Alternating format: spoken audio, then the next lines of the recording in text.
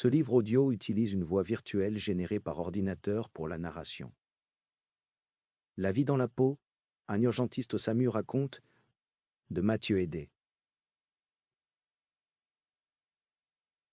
Ces histoires sont irréelles et pourtant, elles ont été, sont et seront encore vécues par les gens qui passent leur vie à prendre soin de celles des autres en urgence, aux urgences ou avec le SAMU. J'en fais partie et c'est une fierté. Les personnes dont je parle, à bien des égards trop humaines, trop passionnées, trop différentes, trop tout, partagent la même obsession pour le bien-être des patients. Ça prend parfois des formes étranges, des formes incomprises ou conflictuelles, mais c'est bien là. Et c'est toujours ce qui reste à la fin de tout, au bout de la chaîne, au bout de toutes leurs décisions souvent cruciales. Le lien à l'autre. Celui qui nous fait nous lever le matin pour aller bosser, nous lever la nuit pour aller bosser, nous lever tout le temps pour aller bosser, tout oublier pour aller aider.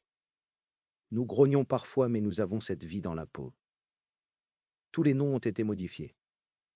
Peu importe, nous existons. Peu importe, nous rêvons. Et nous racontons.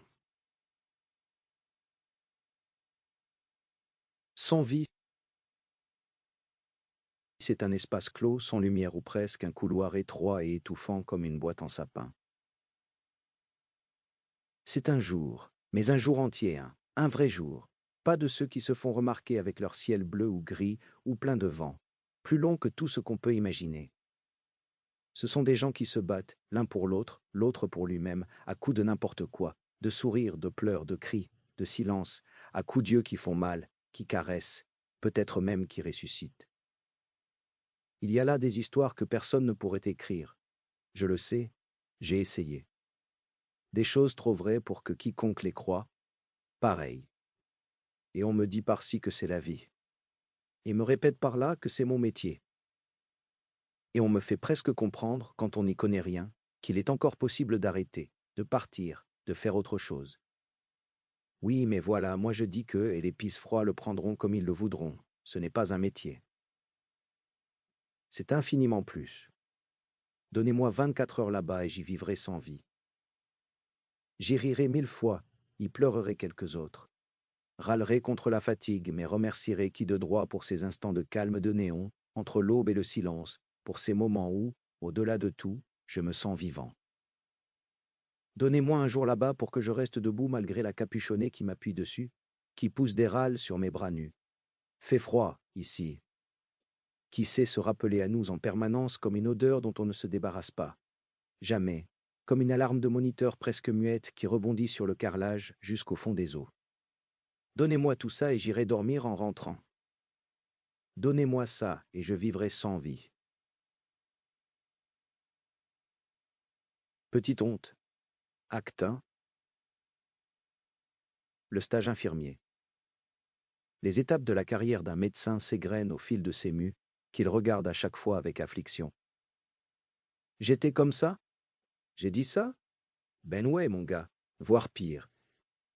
Nous découvrons l'hôpital au cours d'un stage infirmier qui sert à calmer les envolées égotiques d'adolescents invincibles. Début à 7 heures, gueule collée, couloir silence, chaperonnage par une infirmière qui préférerait se faire arracher les ongles à la pince crocodile plutôt que de perdre son temps avec des gamins agités qui se pensent déjà prescripteurs.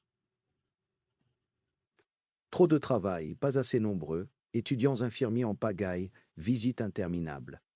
Pour nous, stagiaires, c'est l'apprentissage express d'un milieu inconnu, la découverte des rôles et expériences des paramédicaux, des aides-soignants et de leur courage quotidien, des infirmières et de leur énergie à toute épreuve, parfois émoussée par notre empotement.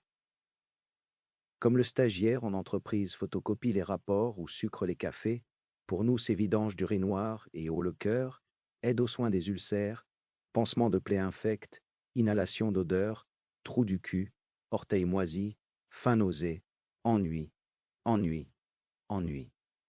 Ferme ta blouse, dis bonjour, tiens-toi droit, lave-toi les mains, rappelle-moi ton prénom. 3 semaines d'infantilisation où nous ne partageons aucun mot, aucun regard, ni aucune molécule d'air avec nos futurs congénères au front dégarni. Eux, à l'autre bout du couloir, se frottent le menton puis remettent les mains dans leurs poches, strictement interdit pour nous. Curieusement, nous ne racontons pas ces épisodes à ceux qui sont restés en première année et qui nous demandent... Pour continuer à écouter ce livre audio gratuitement, cliquez sur le lien dans la description et vous pourrez l'écouter en entier sans frais grâce à l'essai de 30 jours d'Audible.